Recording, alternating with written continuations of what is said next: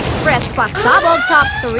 Sam Milby, nagsalita na tungkol sa kanyang Hollywood career. Kasabay ng paglalagay ng kanyang bituin sa Eastwood Walk of Fame ay isang magandang opportunity abroad ang naghihintay kay Sam. At ito ay tungkol sa kanyang career sa Hollywood. Ano nga ba ang plano niya? Iiwanan na ba niya ang Philippine showbiz? Excited na nga ba siyang matawag na Hollywood star?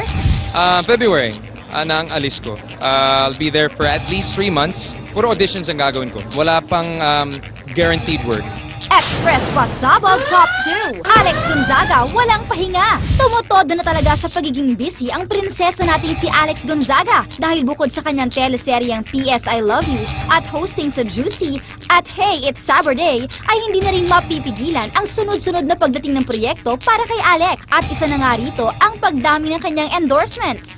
Mga ka-freshness, maraming salamat sa pumunta dito sa SM Mega Mall ngayon. At sana po ay bumili kayo ng isa dahil talaga effective siya. Isa Botanica Kojic, papaya with kojic acid. Welcome back mga ka-freshness. Ito ulit ang tweet. Sabi ng mga artistang Galing kay. Eto, sabi ko muna yung message. Sabi niya, live talaga ako kakanta, but ayaw niyong maniwala. Kabado lang ako kasi malamig doon. Baka mapaos ang magical voice ko. Etchos. Baklang-bakla ang tweet, pero nag-tweet si Angelica Panganiban. Angelica. Siya naman kahit na disintonado at hindi nagtatagpo yung nota tsaka yung boses niya, pardonable kasi si Angelica naman siya. Siya may charisma naman siya sa stage. At hindi siya nagpapanggap kayo Parang na magaling Ann siya singer. Curtis, si Ann Curtis, di ba? Ala, sige, sing ng sing. Maswak si Ann sa kinakanta niya. Si Angelica talaga, papunta siya, Hindi pabalik ko pa siya narinig na eh. Pero alam mo na, kahit ganun pa man, alam naman ng tao hindi siya singer. So hindi Hindi mag-expect nagpapanggap. talaga sa kanya, Oo. mga fans na dapat talaga napakagaling niyang kumanta. Eh, presence pa At lang saka niya ang sa bentahe Mukha nila, pa lang, mukha, diba? tama kayong ganda. Mukha pa lang. Tsaka hindi mo kailangan magandang boses kunwari sa mga show sa ganyan. Yung charisma, yung pagbati Lalo mga sa tao, fiesta. yung connection mo with the audience. Oo. Reyna ng fiestahan ito. Nay, Reyna ng Baratillo.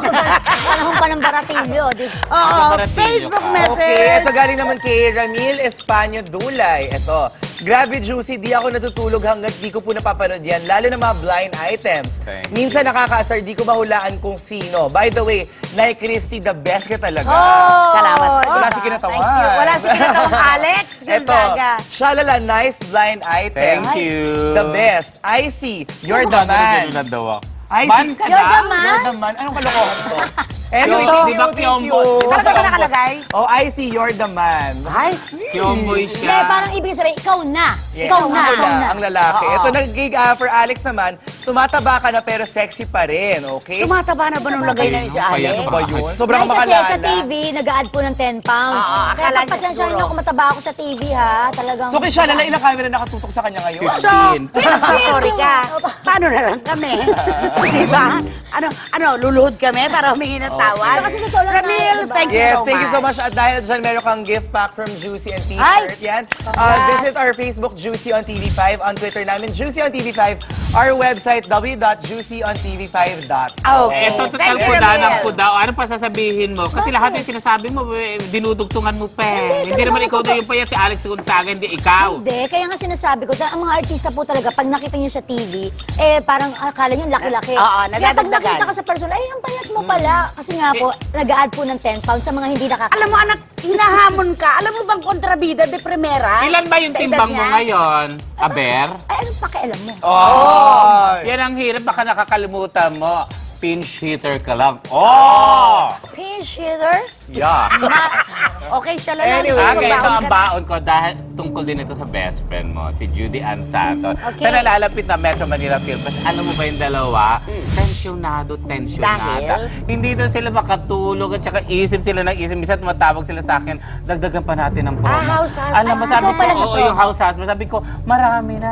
Kasi natitense kami. Ganun sila. Pero sabi namin, Lagi naman alam mo panalo ba, yung mag-asawa. ang ganda-ganda ng pelikula niya, direct Joey yan. Exactly. Yun lang pati si Ryan, first time ko nakita si Ryan, nagmo-mall show. Sa backstage, pag sa talentadong Pinoy, di ba ito, kuda ng kuda, nung sa ano, kabado siya. Explain mo ko sa kanila kung ano yung kuda ng kuda. Daldalan, daldal. Daldal. Pero sa backstage, nung SM Bikutan namin, Tahimik. sabi niya, Sabi niya, Toles, sa kanya, Toles, bakit ako nanginginig? Sabi ko, bakit? Sino Ewan nanginginig, ko, si Ryan? Si Ryan. Sabi ko, bakit? Ewan ko ba kasi launching movie po ni Ryan Agoncillo. Dahil siyang ang nasa may house. title. Pero, Ikaw panalo na. ang tambalan ng mag-asawang to. Yes. kahit Yes, and kailan. dagdag mo Oo. pa si Miss Eugene Domingo na Oo. siguradong box Yes. office yan. Panalo to. Walang dapat Walang dapat panalo. ikatensyon. Ikaw sa tingin mo, bakit pag may mga launching movie, mga artista, bakit kailangan kabahan? Eh Hindi kasi hindi nga, nakakatulog. sabi nga 'di ba, you're only good with your last movie or last performance. So kung ito ay successful, yan ang natatandaan ko ano yung huli mong ginawa. Ano ka ba? Hindi lang artista siya, lala. Si Mother Lily Monteverde, pag may ipapalabas siyang pelikula, para daw siyang pusang hindi maihi. Kasi ang laki naman ng puhunan. Okay, Gladys, eto na ang Ayan. pagkakataon para sa mga baon. May baon ka? Baka Oo, sabon na oo. naman yan, Hindi, Tay. hindi naman. Oo. Ito naman, tungkol ito sa mag-asawa.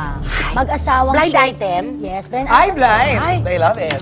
Itong mag-asawa na to, talaga namang, well, matagal-tagal na rin sila sa show business. At yun nga, as in mag-asawa sila, pareho silang artista. Pautulit. Pagkatapos, May sadali lang, oo. Tapos ito namang itong si Boy, dati kasi, itong artista rin na lalaki, no? Well, dati talagang, parang nasabi hindi mo siya, rin dati. hindi siya masyadong ganun ka seryoso sa kanyang okay. showbiz career, oo. Na as in, parang ang taba-taba niya pa dati, ganyan, na hindi siya conscious sa sarili niya, ganyan, hindi niya pa nakikilala ang gym noon. Hanggang sa, ito naman si girl, talagang work naman talaga siya. Talagang mahilig talaga siya at parang pinanganak yata siya na magsushowbiz na siya, ganun. Basarista ba ito? Hanggang sa ito, nung tumagal na. Telenovela ba yan? Ang tagal-tagal naman pala ng baon mo. Bakit? Sandali lang. Hindi pwede mo putulin Eto naman. ka. Bakit ang haba-haba? Ang time, ang time. Hanggang sa, parang one day, nagising yung aktor o yung lalaki na parang, teka, gusto ko na magpaganda ng katawan. So, oo, tapos pumayat. Pumanda ang katawan. Naging hot. Oo, naging hot papa na talaga. Kung kailan siya nagkaasawa at nagkaanak, doon siya naging Tatlo ba yan. asawa ni anak Hindi yung nito? tatlong asawa, tatlong tatlong anak. anak. Naging iskabeche ba siya ng Juding? Hindi, Pero masasampal ko talaga to. Hindi nyo to nahulaan. At mga Juding. Alam mo, oo, hindi siya naging iskabeche ng Juding, pero type siya ng mga Juding. Lalo na ngayon, sa kanyang ginagampanan. Hoy! Sa isang teleserye na talagang kuhang-kuha niya ang heart ng mga Becky ngayon. At talaga sa mga sa Twitter, ayan, sa mga social networking sites, talagang puring-puri siya sa Ano kanyang ang gawa role ngayon. niya? Aba, siya ang role niya, meron siyang iskabetsing bading. Oh, Ay, sabi teka, ko na nga. ang tanong ko naman sa'yo, hindi ba nai-insecure yung Ito na nga, actress? ito nga ang nakakaloka doon kasi yung actress, parang unti-unti na siyang nai-insecure. Ay. Kaya nagtinda na lang siya ng sabon. Yung actress ba? Hindi humanap ng Kyomboy. Ay, hindi naman. Pero Wala siya hilig sa Kiyomboy. wala siyang hilig sa Na-try niyo ba Kyomboy. sa Kyomboy dati? Ay, hindi. Ay! Pero wala nang ligaw sa'yo na Kyomboy. Ay, ever. wala. Why? Ito na ang final Kilala ko kasi babaeng to. Cute tuloy. Yung una niya naging boyfriend hanggang dulo, yun ang pinakasalan niya. Ay, nako. Talagang straight talaga siya. So, ito, clue. Clue! Ah. Kami to. Kami mag-asawa. At yung escabeching bading na na-threaten si actress, si Gerald Madrid. Ayan. Yes. Doon sa kanilang teleserye, Yes. hindi naman sa Klaro totoong natin. buhay. Ayan, Klaro. klaruhin natin Alam mo, yan. pero maganda kay Gladys Reyes, tinitinda ka niyang sarili Pero sa publiko. iklaro natin, Yes. di ba nung kabataan na chismis ka sa Kyomboy? Ako? Hindi siya yun. Hindi ako yun. Never. Baka si Rose Ann yun. Uy! Bakit yung mga child stars natin yung Kyomboy na ngayon? Di ba? Rosan Gonzalez, Kyomboy. Aiza. At saka may isa pang Lady PNP, Lee. Lady Lee. Oo. Pero si Lady Lee, nakalusot. hindi may ano lang siya, may experience lang siya sa Kyoms. Pero I think, ngayon may asawa at anak na Si siya. ko alam. JP de Guzman. Ano? Ay, ang dami-dami pa muna ng Hoy, pambulabog. kaibigan ko yung si Jay. Dahil, Ito ang huling agupit ng chikahang nag-iinit. Todo ang hit! Juicy! Juicy!